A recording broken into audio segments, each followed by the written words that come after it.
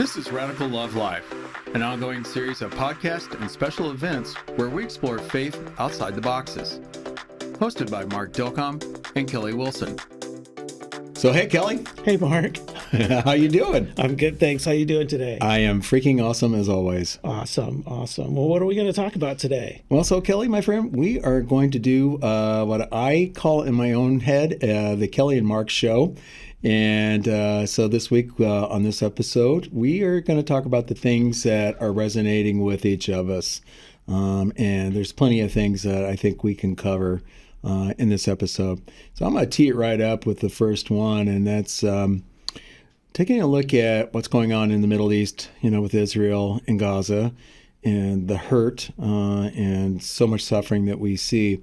And I'd like us to actually maybe do it a little different because, this is very complex given, all of the threads that go to the situation there. So very long history, lots of complexity, and and a lot of information that I know that I don't have about the situation. I would agree. I'm not equipped to discern on that, at least in a public way. I have my thoughts, but so instead, how about we frame this in the context of what does this do to spirituality throughout the world when folks see conflict like this and the divisiveness. So how about we go that route? Right. That makes sense, because we're talking about a conflict that is that's over land, it's over political standing, but it is also, there's a religious element at the heart of it, and a lot of people's opinions and reactions are religiously based, and it's a time when people could, particularly from outside religious beliefs, but also within religious organizations, can look at it and go like, this is what religion does in the world. Look, everybody. Yeah, that's so true. Do you have a little bit more that you want to tease out on that? Sure. I've been looking at a couple of reactions online. There's so much stuff out there that there are so many people that feel a need to make pronouncements and yes. And without necessarily having all the information, and also not necessarily letting us just kind of react and grieve what's going on and sort of react. Okay, so that's a really great observation. And yes, we'll get to you sharing some of those observations. I was part of a meditation group last evening, one that I regularly participate. And one of the folks shared, we talked about the suffering that's going on, but it's not just there. There's other places in the world. And this happens all the time. Like, this is the reality. It's not that that we see it and it'll pop up and it becomes very pronounced in this case, like what's going on in Israel, Gaza. But of course, there's Ukraine, and that might even have some religious elements to it as well. In fact, it does, at least with churches that are playing into it, or other parts of the world, or what happened in Myanmar, some years ago with the Rohingyas. I mean, there's so much and tying to that. And I know we'll get there. My point is, as much sorrow and hurt, we have to grieve and honor that process. You can't just start dialing in the facts or trying to grab at them. There's an emotional reaction and processing that we must go through and observe it at the human level, right, to understand that. And then I'll go one further with that. In all of that sorrow, though, we still have a responsibility to celebrate joy.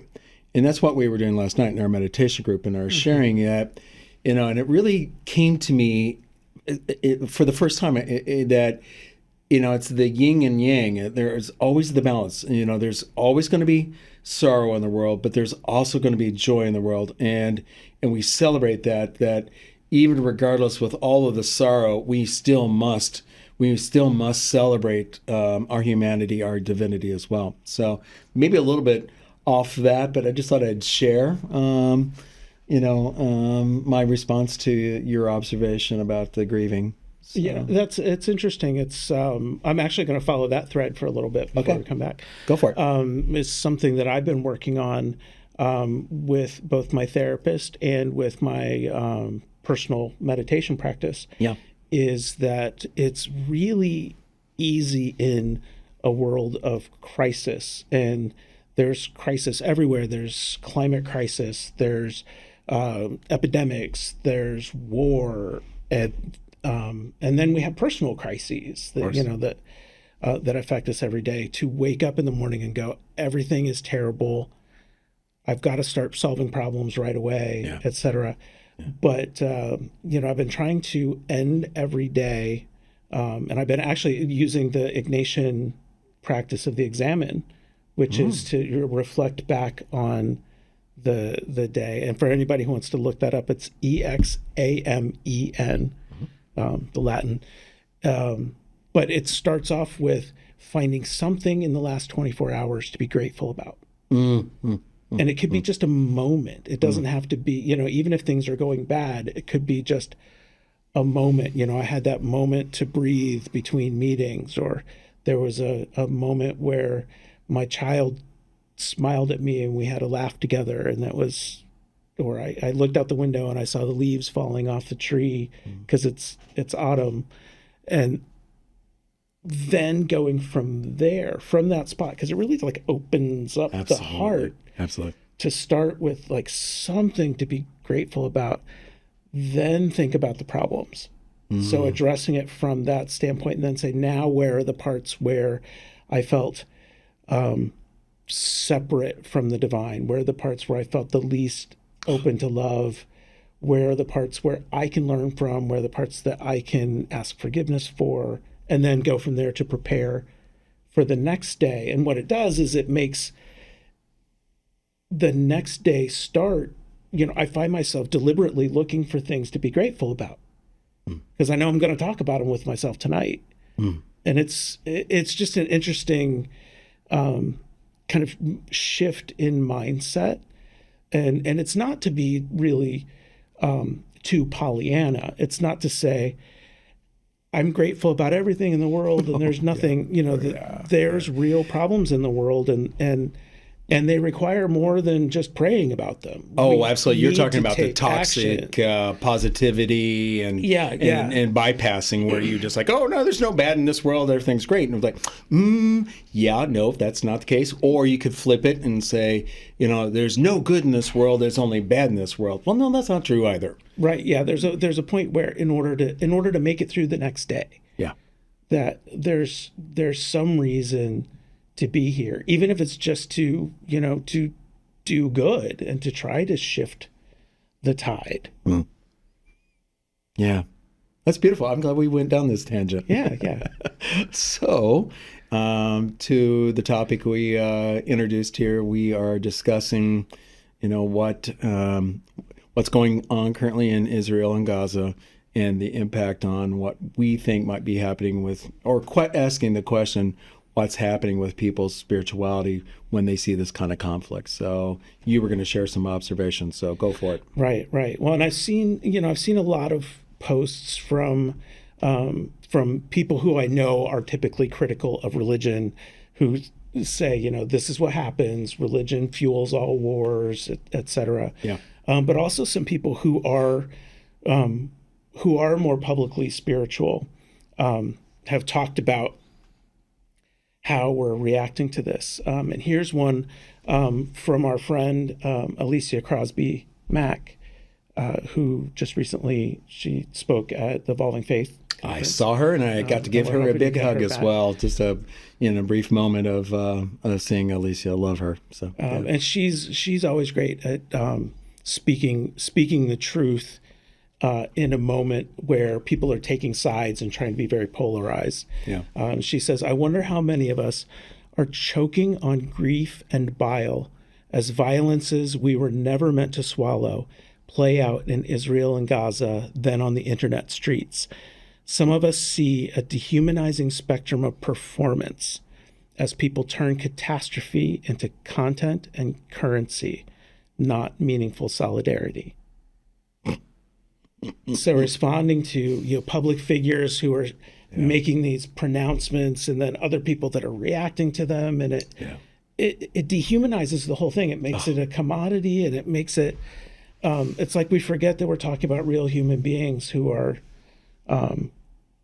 hurting and dying, and so many innocent people that aren't part of the government. They're not part of the religious establishment, who are just trying to live their lives. I love that. Thank you. And, typical of Alicia, she has this brilliant perspective, and God love her for sharing that.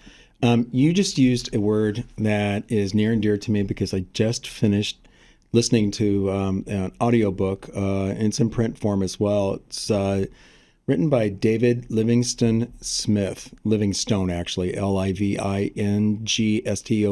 last name Smith. And his most recent book is called On Humanity, and the subtitle is Dehumanization and How to Resist It. Folks, I recommend that you listen to it or read it. It's an easy, quick book. And I'll just read the synopsis. It takes an unflinching look at the mechanisms of the mind that encourage us to see someone less than human. There's something peculiar and horrifying in human psychology that makes us vulnerable to thinking whole groups of people as subhuman creatures. When governments or other groups stand to gain by exploiting this innate propensity and know just how to manipulate words and images to trigger it, there is no limit to the violence and hatred that can result. How timely to that. And I started this about 2 weeks ago, and I just finished it just as things were happening in Gaza and Israel. And that word you just used, we're not here to do a review of David's book here, but his point is how we dehumanize. This is just something that is ingrained to us, and that it's an instinct that we need to learn how to cope with. And what is going on in Gaza, in Israel, is a very easy case to dehumanize on any side of the issues that are inside of that, right? We cannot forget about that, right? And to make gain off of it, as Alicia was saying in that quote, it is amazing how people will take something like that and monetize it or make it as their pitch point to conversation. Even as I'm saying this, I'm realizing we're having this conversation about it. I just hope we're coming at it in an honorable, truthful way, in this conversation, because it is about the humans, regardless of how you feel, who's right, who's wrong, if there's such a thing in that situation. It's humans. Like that's what this is all about. We see this. Right. It would take a bigger picture look at it, and and I do hope that as we go through this, that it's clear that we're not taking a side. We're not making a political statement. We're just reacting to this rift in our world. And I've noticed that it's easy to dehumanize people who are seen as historically as the enemy, whatever side people are on, they've been thinking about the enemy. But I've even seen, within like the church, the church environment that I grew up in, with the kind of look at prophecy and apocalypse and stuff like that, that even people who are looking at the good guys, their version of the good guys, are dehumanizing them in a way, because they become pawns in this kind of apocalyptic scenario. Wow, without actually thinking about like what, they're not involved in the day-to-day business of those people. They're thinking about them as kind of more symbolic. Well, as you said, pawns. They're pawns to carry out the mission. They're on the last roll, and while the pawns are in front of them, and they're doing the deeds to get them to what their ultimate goal is. And there is plenty of Zionism that does take place, and again, that could be a topic in of itself, because they're certainly in there. But they look at what's going on there, and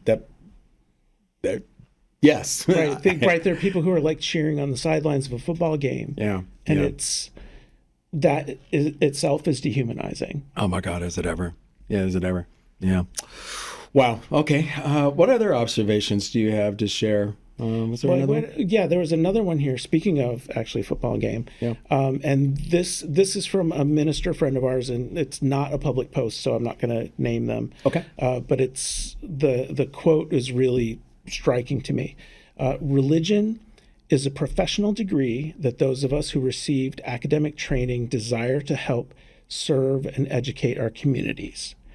Being a pastor, rabbi, imam, or clergy is a profession. Due to really bad theology or wars in which we see warped views of religion, sometimes people make statements like, religion is bad, which is an inaccurate statement. Religion, whether we adhere to practices or not, is deeply part of all cultures of the world. Those of us who have studied graduate level work don't assume we know it all, or if we do, be careful of those ones. So when our world experiences a war with religious beliefs intertwined, it is ignorant to bash religion as a whole. Critique bad theology, challenge harmful theology, retire bad theology, yes. But religion is part of who we are as cultures. Religion is not an NFL team to root for to win. Promote peace without dehumanizing individuals and religious convictions. Yep. Yeah. That's so true. And You should let that one soak in for a little bit. yeah. There's a lot of material there. It is. And yes, out of respect to that individual, it's not a public post. So, folks, I guess you'll just have to rewind this part of that episode if you want to hear what Kelly just shared there. But I love his take. It's so easy to conflict. Especially in our culture now, that's, we will make these snap decisions based on what is presented to us, and we've been trained to that. And I'm gonna say something that was interesting. I was waiting for a bus last night, and I was watching this. She was a Zoomer. I mean, she was in her 20s, and I'm watching her on her phone. Just observe. She does not know that I'm not stalking her. I'm just watching, observing, and she was scrolling through TikTok, and oh my God, I was like, I don't know how she was comprehending anything, because the speed to which she was doing it, she was going from one thing to another, but yet she was like absorbed into it. And my point in that is that our culture is so trained to do that, because if we do that and we think in that binary and train our minds and good, bad, yet this is interest, or no, this isn't, and move on. It's like the swipe left, swipe right of matching services. Same thing. Do you like this person? Do you not like this person? All in that. So to where I'm trying to circle back is to this individual and sharing that religion is bad. To do that, to drive that down in that, just it's so harmful. Because yes, that's how I feel. Religion has been around us humans for lots of eons, right? Whatever. And it's not going to go away anytime soon. Yes, of course, there's the famous Time magazine, that said, is God dead? Well, yeah, I guess God can be dead in certain frameworks, because, that's part of the evolution of faith, right? And spirituality. It's going to grow and adapt, even though people don't want it to. Some people don't want it to, of course. The fact is, it is. But is all religion bad? No. And, there's even an article I think you mentioned where somebody was talking about trying to connect, one's religion or faith to their overall well-being. Yeah. There's this, it's a Gallup poll. And it's interesting because we've looked at other polls recently that are about how church attendance is shrinking and how religious affiliation is shrinking. And that group of nuns, the NONES, is growing. I think it's now up to like 35% of Americans report no religious affiliation. Yeah, do you want to dive into that? And because I know I'm kind of dragging us off into a point, but you did want to mention that one particular piece, because it was going to connect to, what's the impact of strife and drama around religion, and does that drive up the nuns? Did that come out in that poll at all? I mean, how did they tease out that number? Yeah, well, a lot of the if you're talking about the reasons behind Yeah. Why are people being nuns? a Yeah. lot of it has to do with political hypocrisy Oh, well, there you are. and, not seeing the religious institutions lining up with what they're preaching. There was one of the things that was about how they handled money, that there was a lot of mistrust about organizations, tax-free organizations, asking for money and wanting to know where it went and why the pastor drives a fancy car. And You mean like that one preacher, pastor out in Brooklyn that got robbed last year, who also drives a Bentley SUV? oh my God, I remember that Yeah. story. He got robbed during the service. Yeah, during the service. Yeah. Yeah. I guess he was doing well for himself. So, amen. But then another main reason for people not being affiliated with being religiously affiliated with these institutions is inclusivity, particularly around LGBTQ Yeah. and other. Sometimes it's just the racial division in churches as well. Yeah, we can't underestimate that. It's still there. Sunday morning is still the most segregated hour of the week. Yeah, right. Yeah. Powerful observation. That's true. Yeah, very good point. Well, thank you for sharing that. What else did you have on the nuns? Well, in this is a different Gallup report. Okay. That's about really whether religion is good, whether religion has a positive effect. Okay. So it's a new report from Gallup finds that religious people around the world report being more positive, have more social support, and are more involved in their communities than those who are not religious. Okay, now that is an interesting. I'm processing because it almost feels a little contradictory to where somebody who is not religious go, yeah, I don't feel that. I don't see how that could be possible because, for those that of a particular religion who is very concrete on their faith, shall we say, right? That they are not flexible. Do they find joy in that, in their inflexibility, or This is, according to this data, it's 10 years worth of data. Yep. That they found that on a number of well-being measures, the people who are religious, and this is all self-reported, Okay. Good point. have better well-being than people who are not. And some of the measures are, the respondents were asked questions such as, did you smile or laugh today? Oof. Were you treated with respect? They asked questions about whether they gave to charity or helped a stranger. They were asked about their physical health. They're asked about health and infrastructure. So it's the results, and there's a table here. Maybe we can link to it in our description. Is about people within religious experiences having positive experiences, having a positive social life, having optimism. That they scored higher than people who don't report being part of a religion. Okay. So I'm processing and thinking through my own experiences. How does that resonate, and does that connect with my experience? And I'm gonna say, I suppose so.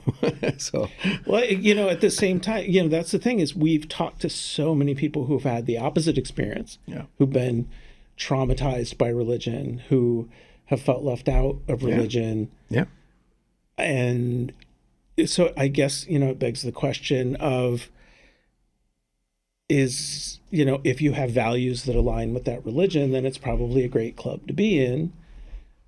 And if not, then maybe not. I think you're onto something, and you used a good word for that, club, which some people might not like that connection, but okay, fine, call it what it is, whatever works for you. But having that community, how about we use that word?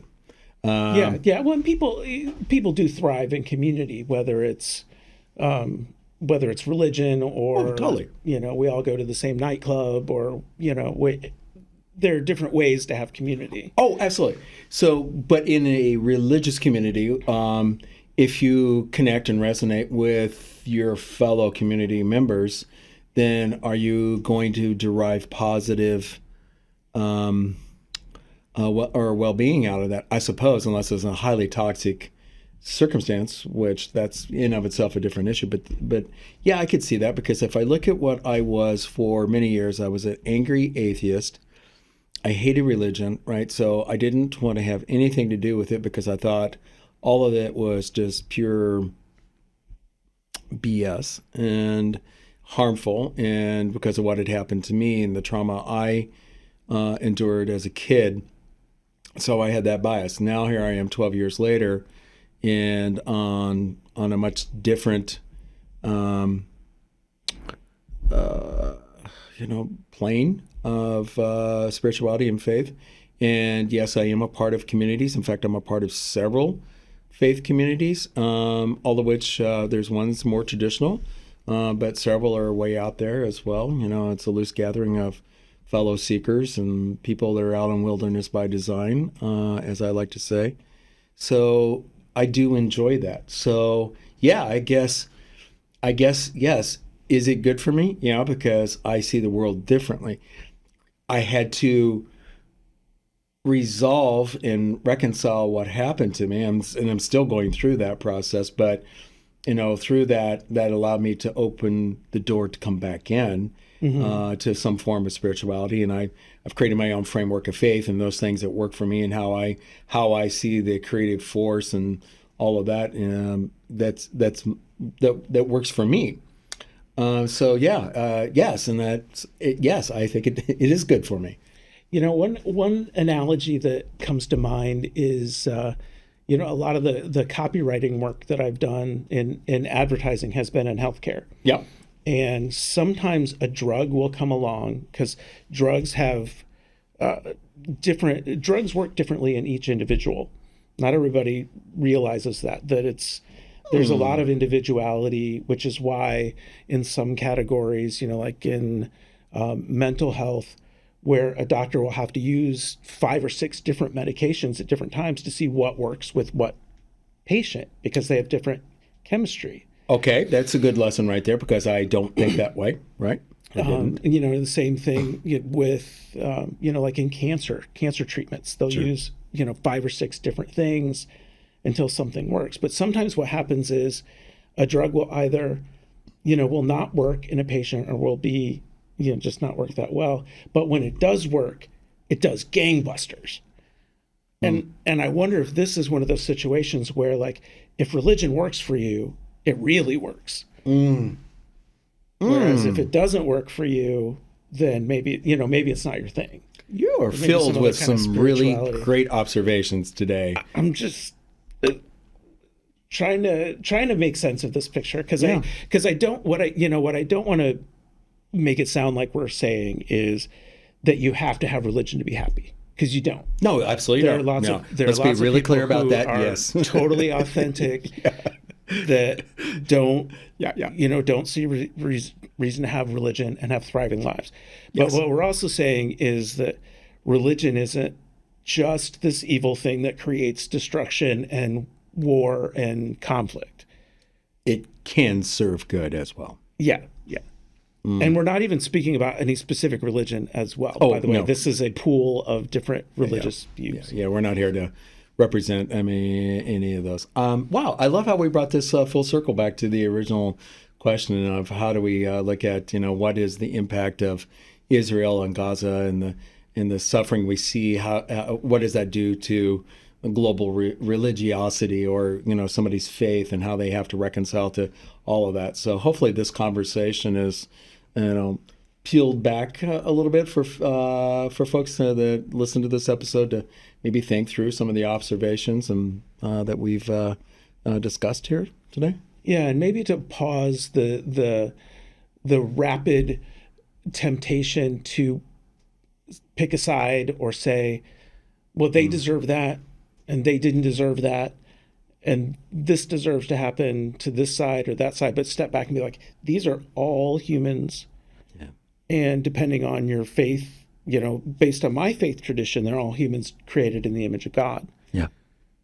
Who are deserving of respect and dignity.